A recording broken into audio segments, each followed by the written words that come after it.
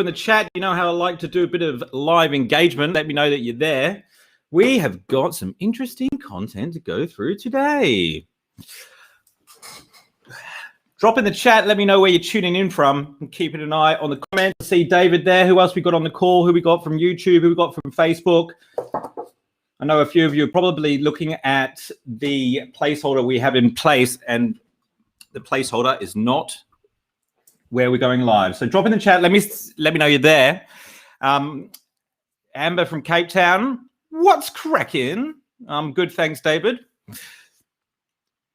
I've got some exciting content to go through with you guys today. If any of you heard of Gary Vaynerchuk? If you haven't, I'll give you a little bit of a rundown.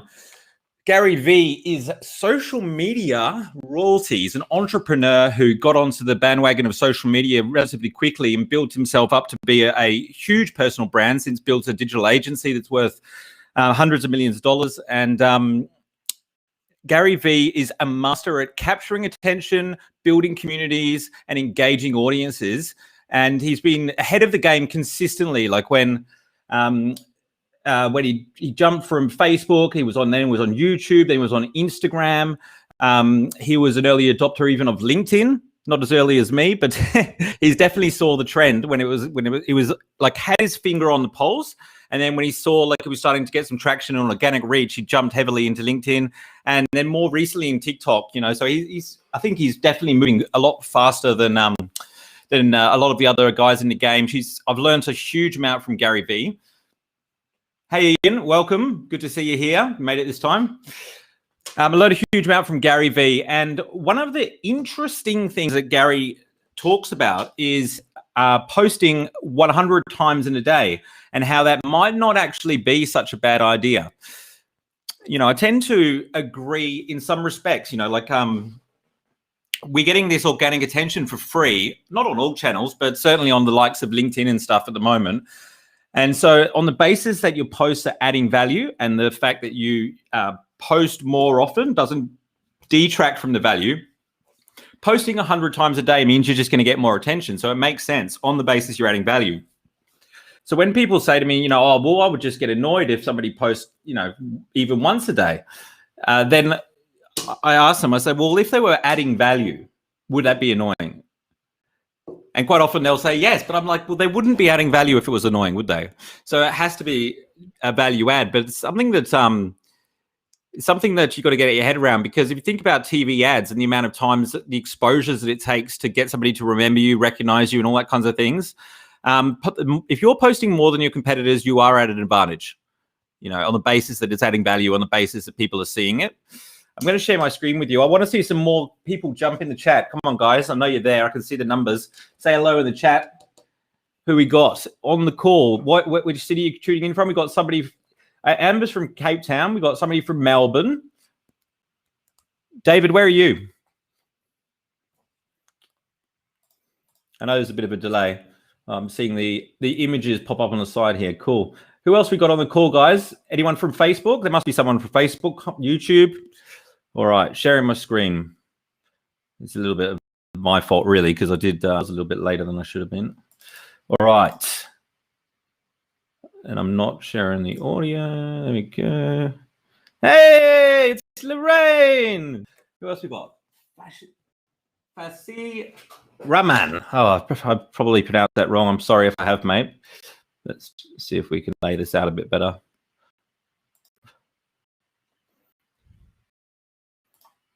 You guys are going to get some free content today. A lot of this stuff from some of my events. So you guys getting an inside. Yeah, I thought you might be from Sweden, David. Welcome, guys.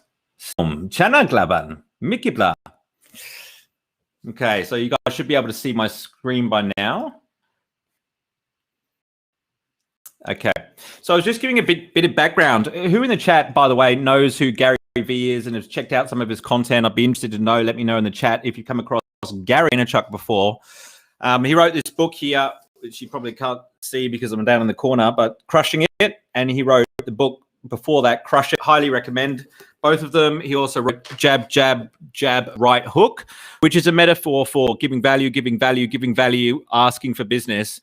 I think if he wrote that book today, it'd be more like jab, jab, jab, jab, jab, jab, jab, jab, jab, jab, jab, jab, jab, jab, jab, right hook, because you do have to add a lot more value these days. So he's an international bestseller, CEO of VaynerMedia, and he talks about posting 100 times in a day. Now, a lot of people, when they hear posting 100 times a day, certainly myself, especially if you're like a small business owner or you're doing a lot of the content yourself, the first thing you think is, well, if I did 100 posts a day, I wouldn't have time to do anything else like running my business, for example. And I think that's one thing that Gary Vee could touch on a little bit more is social media is a very, very easy way to procrastinate. And so if you are spending all day long trying to do social media posts, of course you can't run a business. Of course you can't monetize what you're doing and your activity. But if you come up with a system so that you can create content in an efficient way that's designed to get engagement, that has a system for monitoring audience feedback, and you can do it consistently, then it could make sense because you could be running your business while that happens. So the challenge is, how do we do that without having a team of 20 in our social media division? So Gary Vee, in addition to VaynerMedia, his agency, he's also got a division called Gary Vee, and basically it's just to manage his personal brand. There's about 20 people on the team. But I think the reason I want to talk about this is not because I'm not expecting us to go out there and be dumping 100 pieces of content in a day, like not even a week, even in a month. That'd be quite ambitious. What I want to bring this up for is because somebody that's posting 100 times a day and is growing their audience consistently and has done since the beginning of social media, there's something that we can learn from the systems and processes that he must have in place to, first of all, be able to produce that amount of content, but also not let the value of that content drop. I mean, by virtue of the fact that he's delegating to a team doesn't necessarily make his job easier. It just means that he's going to need more systems because there's a lot more that could go wrong. And so we can learn a huge amount from how to create content. Not that impressed with Gary Vee. Yeah, you either love it or you hate him. Hey, Matt, how you going? Welcome. Yeah. So this call's not really about like me being in the Gary Vee fan club. Look, I think that I have learned a huge amount from him, but I've taken the systems that he's put together and I've kind of molded them into my own. One of the big ones I want to talk about today is his content model, which he put out. He put out a slide deck which shows how you can create about 50 to 70 pieces of content from one piece of pillar content. And we'll go into more detail into what a pillar content is and how you turn it into 70 pieces of content shortly without a 20-person team. But if you can do that and you can do it in a way which monitors the audience feedback so that you're always creating more engaging content, it's a great system to be able to like batch create content in an afternoon for an entire month or even 2 months. And when I was doing content marketing, I wasn't necessarily doing it that way. I was a bit scattergun. I was using all sorts of different video marketing providers, content creators, copywriters. And when I was trying to rack my brain as to how I was going to offer this service to clients without it costing them an absolute fortune like it cost me, I went to Gary Vee's model. I looked at the way he's producing content. I molded it into my own so I could create 100 pieces of content for a client with them only spending a couple of hours time with me, then leveraging the resources of the video production team and streamlining all the systems and processes so that a video production company which would normally charge $5,000 for a 2-minute video all of a sudden can create this 10, 20 pieces of content for the same amount of investment just by like me giving them the systems and processes to make it really efficient. And I'm going to go through exactly how to do that in this call. There's going to be a huge amount of value for those of you that are here.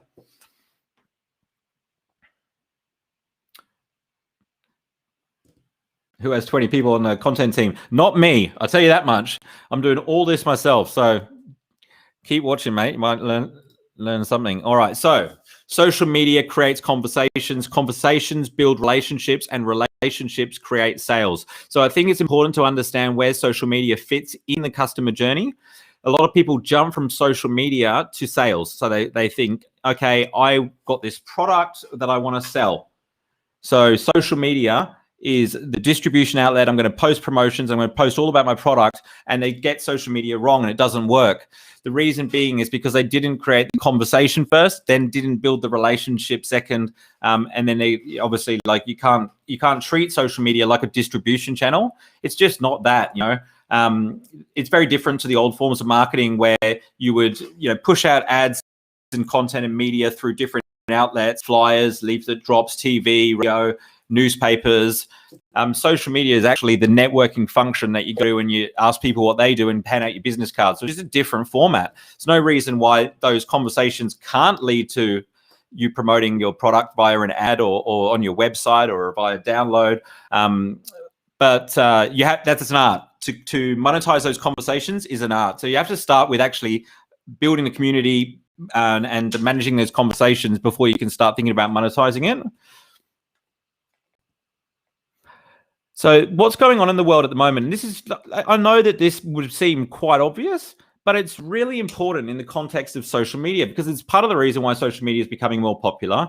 And if you looking at like TikTok and Instagram stories and all these different trends that are happening in social media, they all are related to this very simple phenomenon, which is people have more choices, but they've got less time. So we've got way more choices than we used to and way less time. So obviously, we're just going to start to ignore stuff eventually. And so what marketers have started to do is they're like, okay, well, we're going to make our videos quicker, and we're going to grab attention quickly. We're going to use headline and clickbait and tell people they can get rich in 2 hours to draw them in, because our attention span is less than a goldfish now, right? 6-7 second attention span. But the problem is we are not goldfish. We might have a short attention span, but we don't buy stuff because you got us our attention or tricked us into your attention for 6 or 7 seconds. There's 2 ways to do social media. Most people do it the first way, which is unfocused. And the second way is focused. And it took me a long time to come to the conclusion that it was actually possible. I had made all these excuses. How could I plan my content? The platforms are always changing. What works always changes. How do I know what I want to post tomorrow? What do I want to post today? People would ask me, what am I doing in my business? I say, I'm posting this tomorrow. I was thinking so short term. I wasn't able to measure the results. I wasn't being proactive. I was being reactive. When people asked me to do a podcast or people asked me if I would post about this, I would just say yes, because I had no strategy. So I couldn't say no to things. Being focused allows you to say no to things because you know what to focus on. You know what your process is. You're confident. You can easily make decisions. You're relaxed, calm, and you love taking action. Whereas when you're unfocused, you're second guessing yourself. You haven't got any breathing room to think about the overarching strategy. You're not in control, and you're just going from post to post. And I think this is a big problem with big teams because the management will put a lot of pressure on the marketing coordinator or social media manager to we need this post out today. We've just got this, product release. We need a post out of it by Friday. We need a blog post written by Monday. And so they're always just trying to get to the next deadline. Whereas if they just stopped everything, got focused and put together an overarching strategy, even if it meant they didn't post anything for 3 months, they'd be so much more successful because all this activity is not necessarily creating any return on investment. I think that if you're unfocused, it's very difficult for you to monetize social media. And, the only way that you can feel like it's successful is if you measure success by your number of likes, your number of comments, your number of views, and, how good you feel about, your content. But you should be measuring everything you do in marketing by dollars in the bank, return on investment. And I'm not saying that because money is everything in business, and it's not. But in order for it to be sustainable, it has to be generating return on investment. We won't be able to produce and create and distribute and connect with people for free in 3-4 years' time. There's just no way. The opportunity we have at the moment to post on LinkedIn and 5,000 people will see it, and we didn't even pay anything for that. That's not going to be around for a bunch. That's awesome. That's something that doesn't come around. That's like TV space. If you've got advertising on TV for free, that's just people take it for granted, but it's not going to be around forever. And so unless you get focused, what will happen is when social media loses its organic reach is you just won't have an audience. You won't be able to scale because there's no point you sponsoring posts on social media if you don't know they work. if they're not getting engagement, then you're sponsoring, crap content. So I think this is a unique opportunity for us to find out what works, get our strategy in place. And so that, if we do need to start paying for content, we can do it with confidence because we know that it's generating a return on investment on the back end. I want to talk a little bit about neuroscience. So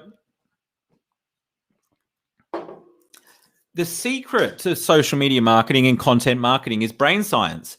This is what the social media influencers and the marketers that are the best of the best don't want you to know. Because they may be doing it for good, but at the end of the day, they are using brain science to influence you. Okay, so cortisol and adrenaline. So cortisol and adrenaline is what a lot of us have going around when we're at work, when we're like the highest time when people are most active on, I know it is on LinkedIn, and I'm pretty sure it's the same on other social channels, certainly is with the business to business community. The most active time during the day is on the commute to work. So in the morning between like 7 and 6 and 8:30 a.m. And then in the afternoon again between like 4 and 6 or 7 p.m. for different cities. That's when people are most active on social media. And if you ever look at people on the train or, on their commute during those hours, most people are looking at their phones. So it makes sense that that's when, social media is people are the most active. But if you look at their faces, do they look happy? Or do they look a little bit stressed? See, I would argue that most people, when they're consuming content on social media, have cortisol and adrenaline running around in their brain. Now, why is this important? So the effect that cortisol and adrenaline can have on a person is they become intolerant, they become irritable, uncreative, critical. Who's been criticized for content on social media? I know you're out there. Their memory gets worse. They make worse decisions, and obviously they're stressed. Johnny from Africa, welcome, my friend. Thanks for dropping in the comments. Hey, Nazar from Ukraine. David St. Martin. Persistence is the mother father of personal change as a boutique business owner. Yeah, I agree with that. All right, guys. Thanks for tuning in. Who else we got on the call? Oh, Amber says Seth Godin's Purple Cow. Yeah, that's a very good book as well. Oh, I've missed a few comments here, haven't I? Okay, cool. Good to see you all here, guys. So why people, like most people and most businesses, the reason that they're not successful on social media, I believe to be two main reasons. I think you can sum it all up in two main reasons. Patience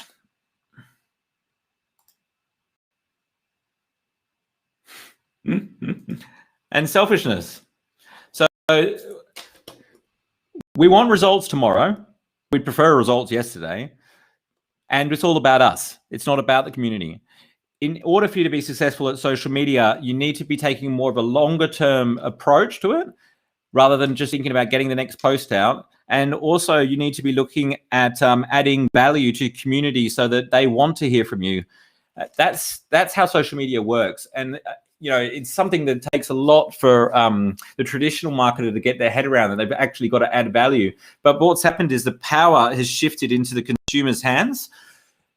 So if I want to go on holiday, if I want to go skiing, obviously no one's gone on holiday at the moment, but let's say I wanted to go skiing in Victoria, and I did some research about like how cold it is and what restaurants to go to. And I found a lot of that information on a blog, on a website that had some chalets. There's a good chance that I'll stay at those chalets just because they've been providing me the information that I've been looking for and the information I've been needing to make my trip happen. They've built rapport with me. They've added value. I kind of trust them on the basis that their product looks okay. There's a good reason. There's a good cause for me to stay with them. So, but they added value before the transaction, and that's why it would work in a blog just as it would on social media.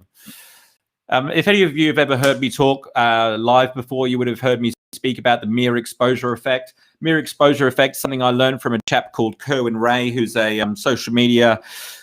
Oh, he's successful on social media. He's actually a business coach in Australia, but very successful with social media. He told me about the mere exposure effect when I interviewed him on LinkedIn Heroes.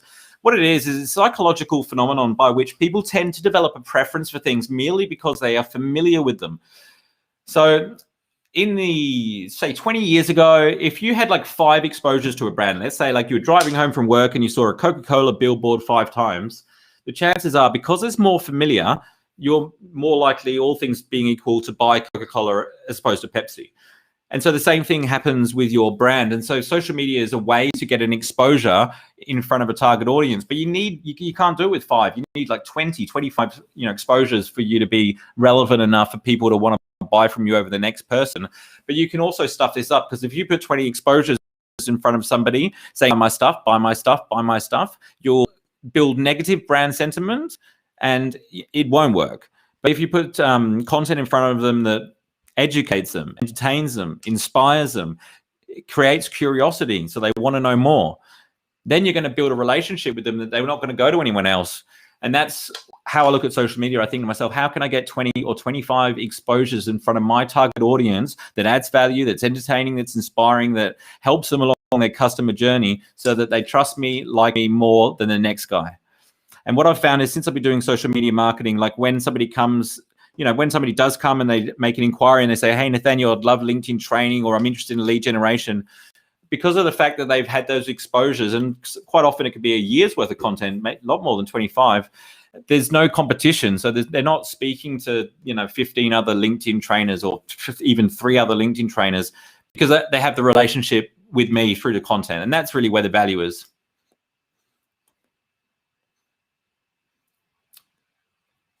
We all love a good dopamine hit, Lorraine. This little emoji guy looks pretty happy, doesn't he? So when you experience dopamine in your brain, we've all heard of what dopamine is. You are more focused, you experience motivation, and your memory improves. Okay, so let's just have a look at a couple of more. So oxytocin. Any of the women listening that have had children would know all about oxytocin. This is the brain chemical that's naturally released when mothers give birth. And it makes you more generous. It builds trust and bonding. So it's the love drug, basically. You can create oxytocin by being vulnerable. You can do it through telling stories. You can do it a number of ways. Storytelling is huge. Endorphins. If any of you happen to be a part-time comedian, endorphins make somebody more focused, more relaxed, and more creative. Isn't that interesting? So just by sharing some funny content, you can actually change somebody's state.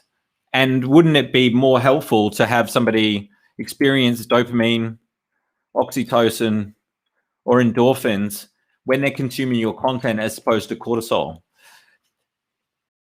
The easiest way that I know, and I do it a number of ways, but the easiest way that I know to create these brain chemicals through content is storytelling. Okay, let's just talk about how to create remarkable content, because I want to make it practical, so it's relatively simple, so you can implement some of this stuff straight away.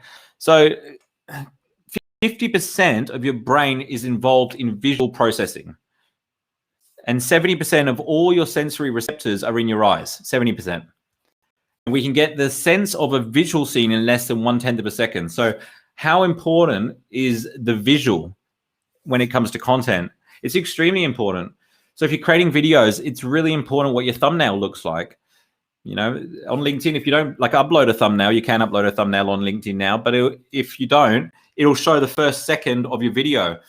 And sometimes you see an empty shot of somebody's chair because they're turning the camera on, to start the video, and then they go and sit down and start talking. But that first visual that people will see is the empty chair, and they're missing out on a huge opportunity by doing that. Stop selling, start helping. I think that it's important to understand that just because people don't want to be sold to, it doesn't mean that they don't want to buy. If somebody's got the problem that you solve, they do want to solve it, and they do want help, and they'll be grateful when they find it and get it, but they just don't want to be sold to. So if you're on LinkedIn and you get a message from somebody that you don't really know, they may be in your network, what people are thinking is, they're like, is this guy a threat? Is he trying to take something from me? Or is he a friend, and is he trying to help me or give me something, add value? And so because our brains are designed to protect us, it's very easy to fall. You can easily be put in the category of like somebody's trying to take something from me if you're not helping. You're thinking about helping people rather than selling. And the first thing you need to do to stop selling to people is you don't start selling your products or services until you realize, or sorry, not you realize, until they tell you. So they have to tell you, because that means that they understand as well, that they have the problem that you solve. Okay, so for example, like if I help dentists get to the top of Google, and I message a dentist and say, hey, I've looked at your website and there's all these things wrong with it, and I can help you get to the top of Google. I've worked with all these other dentists. These are all my testimonials. This sounds pretty good so far, doesn't it? But the problem is I don't know if that guy wants to get to the top of Google. I don't know if he wants more leads. He might be fully booked. He might be looking to retire. He might be going through a divorce. There's so many things that could be going on, which would make me look like a salesperson by doing that. And so you want to be finding out from him, oh, so like, tell me, how's your online marketing going? Are you happy with the results? And the only way you can do that is you can't do that through like messaging or comments on posts. Is you have to take the conversation offline and have a phone call. So, I think that cold calling is dead, but warm calling is alive and well. I hope that makes sense. Oxytocin builds connection. Sure does. Just a little reminder, social media creates conversations. Conversations creates relationships. Relationships create sales and results. Very, very important. I can't tell you how many times I see this mistake being made when people jump from social media expecting results and they wonder why it doesn't work. It's got a very different place in the marketing mix. This is my friend Alan. Anybody met Alan before? He looks familiar, doesn't he? Where's this guy from? You may have seen him on the big screen when he had a bit of a hangover. Anyway, Alan joins LinkedIn because he wants to expand his professional network and generate some leads for his business. So this is the process that Alan goes through, right? So he updates his profile to start with. And he treats it a little bit like updating his resume. He's got the most recent job that he had, and he's excuse me, and he's got all these, the roles that he had within that job up there, and he's got to make sure all of the job history is correct, and he makes sure it looks very, very professional and proper. Then LinkedIn suggests that he needs to grow his connections, and he notices that other people in his network have 500 plus connections, and he thinks, okay. So he just starts adding everyone. Add. People you may know. Add. He can't add them fast enough. Excuse me. And then people from his networks message him and say, hey, Alan, thanks for connecting. I'd love to find out more about your business. Let's catch up for coffee. And Alan's like, oh, cool. This LinkedIn thing's great. So he starts catching up with some people for coffee. And then he starts like posting content. And the problem is not many people are seeing it. Like, he's not getting that many likes, he's not getting that many comments. And so he's wondering, what should he do? And then he gets a message from one of the guys he had coffee with. And the guy says, hey, Alan, I noticed you're posting content. I'd like to invite you to join an engagement pod. And what an engagement pod is we've got 30 members, and they're all like you. We're all creating content. We're all posting content every day. And if you like and comment on our stuff, we'll like and comment on your stuff. And Alan's like, oh, well, what sort of things sort of things will you say on my post? And they'll say, oh, we'll always say it's awesome. We'll say everything's great. Great post, Alan. You're doing really well. And what will happen is, because you're getting all those likes and comments, the LinkedIn algorithm will think that you're a popular creator, and then it will show it to more people. So you get picked up by the algorithm, you get all this reach. And it's like, wow, this is amazing. And so he starts posting content, and every day he spends an hour or two liking and commenting on everyone else's stuff in the group, and they like and comment on his stuff back. And all of a sudden he's getting like 50 likes or 23 comments each post he does. And he's thinking to himself, geez, I am killing it at this LinkedIn thing. And he continues to meet up with people offline. And he's doing this for 6 months, and he is very proud. Everyone compliments him and says, oh, you're really active on LinkedIn. Your LinkedIn looks great. And he thinks to himself, this is attached to my identity. But the problem is This is the problem. After 6 months, when he looks at the numbers, he hasn't monetized any of what the activity he's been doing. He's been spending 2 hours a day on LinkedIn. He's getting all this attention, but none of it's converting to business. Because Alan's quite proud of his LinkedIn presence, and he likes it when people compliment him on his activity, he pushes the facts aside and finds he justifies why LinkedIn is working for him and ignores that he's not getting return on investment. So can anybody see how this scenario could be a problem? This is something which I see a lot of social media content creators go through, and they end up doing exactly what Alan's doing. So I'm just using Alan as an example, but to the untrained eye, they seem very successful, but behind the scenes, it is a bit of a facade. And as the algorithm gets smarter, these content creators won't actually have an active audience. So what the issue is, we'll just recap. So he's got a standard headshot, CV. When he adds connections, he's not being proactive and searching for people that he knows. He's accepting people that send him requests. He might reject some, but he's being reactive, not proactive. Now, a lot of people say LinkedIn is full of salespeople and recruiters. Now, why do you think they might say that? Well, at the end of the day, you're only going to see the content of people that are in your immediate network, maybe a second degree network. So if you're being reactive, who do you think is going to be sending you connection requests? Is it all going to be potential clients? The chances are they're probably trying to sell you something, or they might be trying to recruit you, but they'd be looking for something that's in it for them. And so you might end up with a lot of salespeople and recruiters in your network, in which case you are going to get a lot of sales letters. You are going to get a lot of job offers or recruitment spam. And your experience of LinkedIn will be very different than somebody who, targets restaurants in Melbourne and have diligently just added people in the restaurant industry in Melbourne. They're not getting those sales people contact them. They're not getting the recruitment letters because they've been proactive. If they get messages from people, it's people in their target audience. So the conversations that they're having are much more relevant.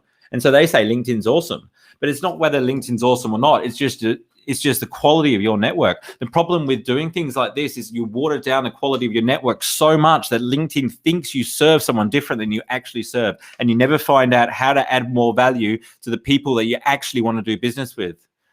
It's a huge mistake, because I think that, success, if you reach the mountaintop and you achieve everything that you want to achieve, but there's no, it's a bit like, it's a bit like you think you're going to be happy when you make $1 million and you make $1 million and you're still miserable. Isn't that the ultimate failure? Well, I think it's the same with social media. Like, if you get to this point where you've got all this interactivity and you're spending a couple of hours a day on there and you're having all these meetings, but it's not translating into return on investment for your business, I think it's a massive shame, massive failure. He's having coffee after coffee after coffee after. Anybody else know what this is like? When I started my business, I was having a lot of coffees. Beware of time wasters. Just a quick little tip. They're out there and they're waiting to suck up your time. The content he's sharing was links to blog posts, which LinkedIn typically don't like, because they want to keep people on the platform. So he would think to himself, these blog posts are doing really well, but he doesn't really know, because the people aren't liking and commenting on his content because it's good. They're doing it because they want to get something in return. Okay. All right.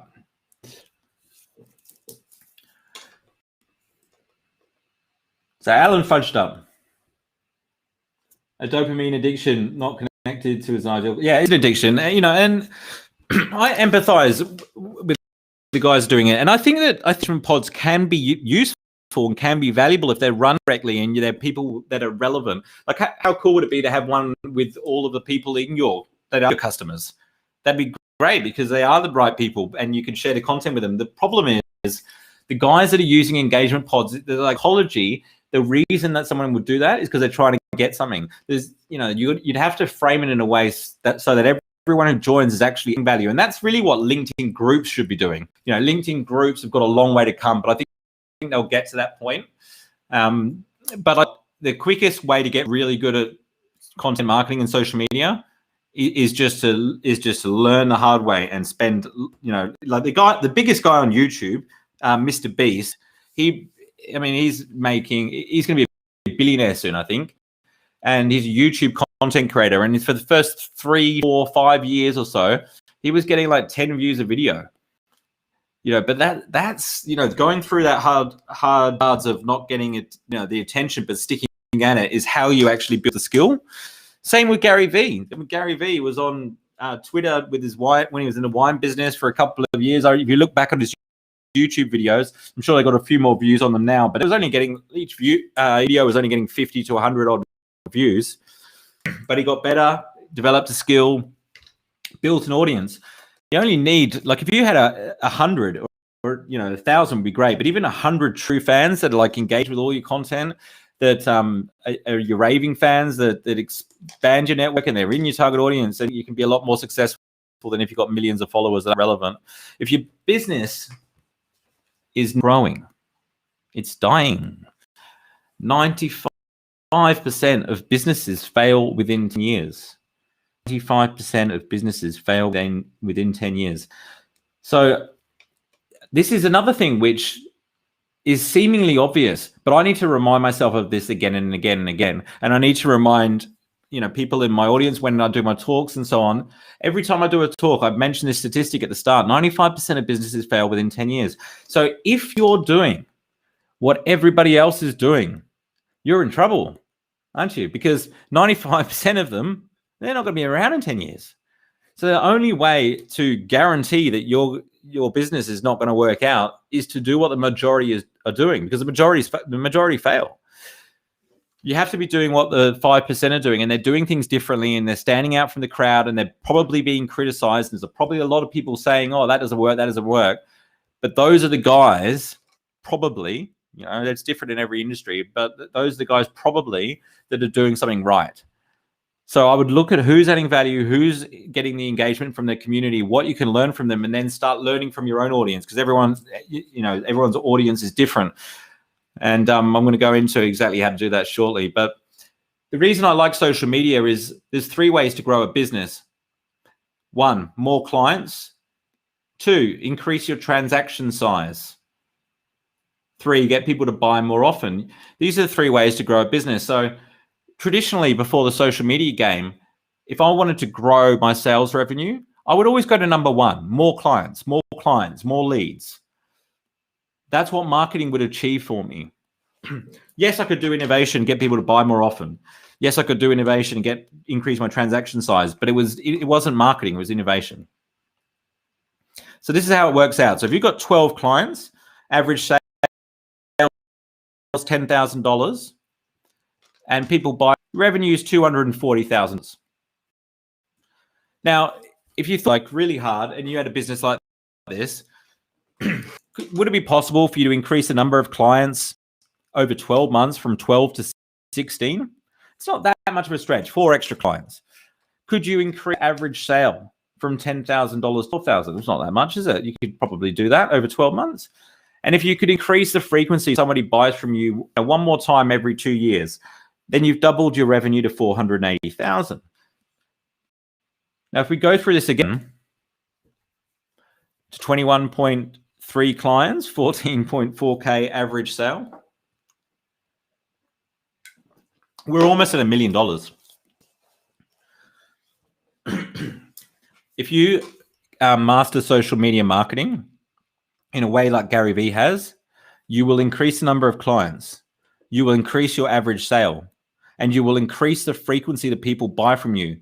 Your loyalty, referrals, people will stay with you longer because you're adding value consistently. People are going to see you as a thought leader and more relevant. It's going to help all 3 areas, which is why I love social media so much. So if you get it right, it can have a huge impact on your business.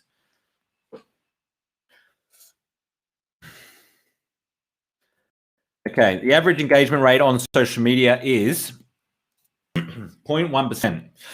So what that means is 0.1% are a lot of our attention's there, but most of the content that is being provided to us we're not engaging with, it means it's not actually that good. So there is an opportunity there.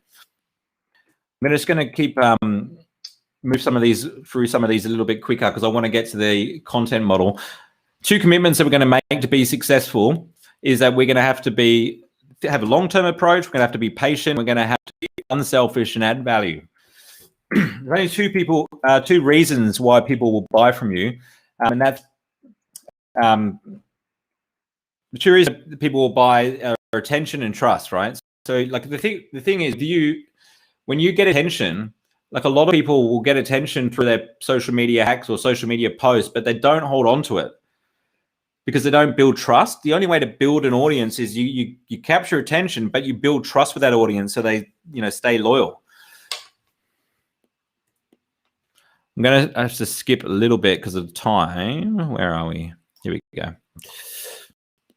Okay. Here we go. Okay. So it's an upside down pyramid, right? Gary Vee will do a keynote or do an episode of a interview. Ask Gary Vee is one of them. Or he may even just sit there and talk for an hour and a half. He may film a meeting. And so you've got this long form piece of content. And it doesn't have to be video, by the way. It could be a podcast. It could be an article, a long article that you write, like a big rock piece of content, but a long form piece of content. So you come up with your content pillars. So like, let's say, for example, you've got a marketing agency. So your topics that you want to talk about are going to be, how to get to the top of Google. It might be how to be more productive in your business. And it might be maybe family is one of your values. So you want to post content about family. And so if you want to talk about how to get to the top of Google, you could create the ultimate guide to ranking #1 on Google. And it could have, all the different sections that you need, all the different subheadings, and it could be a long form ebook or article, or it could just be an interview where somebody's asking you, so tell me, how important is off-page optimization? How do you position keywords within your content? How much is too much? How important is video? And so you've got this long form piece of content. And then what you do is you take that longer form piece of content, and if it's a video, you chop it up into micro pieces of content. So an easy way to do it, and this is the way I do it with my clients, is like I interview them, and each question is designed to create one piece of micro content based on their answer. So I might say to them, tell me, how important is it to have images in your content to rank your web page at the top of Google? And they'll answer it for 3 minutes, and that could be one video. And then you have like the branding at the start, you have the branding at the end, you have the lower third, which introduces them, and you get all the subtitles done on Rev. Use bibby.consulting/Rev to get a voucher. I digress. But you can create 30 pieces of content from one video. And then you can also use the video, get it transcribed, and create all these like worded, an article from the video. You can create the shorter form captions. You can take quotes from the video. So go through it and listen to like some impactful quotes that mean something. And you can put them on, use Canva, put them on top of images, and you've got quote cards then. So it's not long before you've got 100 pieces of content from one 40-minute interview. And then this is the key, right? This is why Gary Vee is so successful. This is the gold. He then monitors the engagement on every piece of micro content that he puts out there. And then he, based on like what people are saying and how much engagement he gets on each piece of micro content, when he does the next piece of pillar content, he's basing it on audience insights. So let's say like the family thing, the family pillar content took off, and people are like really interested in some of your thoughts on parenting. And so and they might say, ask you questions. They might say, so how do you discipline your child? And you write it down. Because when you do the next piece of pillar content, you could make a piece of content on how to discipline your child. You create more content about family. Gary Vee posts a lot about self-awareness, caring what other people think, not going to university, other people's opinions, all that stuff. Like, he didn't start talking out about any of that. he's a marketer, he's a businessman, but the community told him that that's what they wanted more information on, and he couldn't understand as well, like why people weren't executing, because like as we know, knowledge is useless without execution. And so you can teach people, but why don't they do things? And he learned that with social media, it's a lot to do with what other people think. And so he started creating more content around that. He would never be able to get the insights from his community to be able to create content that is as valuable as he does if he didn't have this process in place. This is an interview I did with Jules Lund from Tribe. And you can see, like, just as a basic example, it was a longer form interview, 20 minutes or 30 minutes or so, and we created all these smaller videos from it. Then what you want to do is you want to create a content calendar. And it's very simple. It looks a little bit like this. On my website, bibbyconsultinggroup.com.au, you can download this very template for free under resources. So check that out. And you can see it's very simple. It's got, the first day of the month, let's say it's on a Wednesday. Yellow is videos. You've got video 1, image 1. So you've got 5 images, or 4 images and 7 videos for the month. But it's all planned out in advance. So you can see down the bottom left there, I've got posts, which is another tab. Have I got a picture of that? No, I haven't. So the post basically lists like video 1. It's got a link to the Google Drive with the video. It's got the caption written out with the hashtags. So everything's prepared in advance. When we do this for clients, we send the content calendar. Let's say this one's for January. We'd send this at the end of December to the client for their approval. And so everything's planned out. We're posting on the optimal days, optimal times of day. We do that in the morning, like based on where their market is. So the whole day is there for engagement. They know when the post is coming out, so they can also keep an eye on it, respond to comments. If you're not doing this, guys, you're missing out on a huge amount when it comes to social media marketing. Some of the other resources you can find on bibbyconsultinggroup.com.au are our LinkedIn prospecting kit, which has scripts and templates that we've used to generate over $400 million in sales revenue now. The cover of that book says $100 million in sales. We continue to use the same scripts and templates. You can have them for free as well. My ebook, Social Selling, The Ultimate Guide to Social Selling, is available. And you can also get the profile optimization checklist. If your LinkedIn profile is not optimized, I highly encourage you to download that one, because with anything you do on LinkedIn, people are always going to go back and look at your profile. It's very important that that's optimized correctly. All right, guys, I'm going to wrap it up there because we're running out of time. Hope you've enjoyed this episode of Monday Night Live. Certainly have. And have a great week in business. If you are watching the read, drop in the comments and let me know your feedback on today's content. This is going to be the last. We've done several now, like where I've just been delivering content by myself. We're going back to interviews next week. I've got quite a few guests coming on that I want to share their story with you. Entrepreneurs making an impact and marketers that are going to be joining us. We've got some exciting guests coming up, so I'm excited about that. Thanks for posting the link in there, David. That's the link to the website if you would like to get the resources. And that's all from me, guys. Have a great week in business, and I'll see you next week, 6 p.m. on Monday, Perth time, 9 p.m. if you're over East, for Monday Night Live. Thanks very much for watching. Good night. Mashi.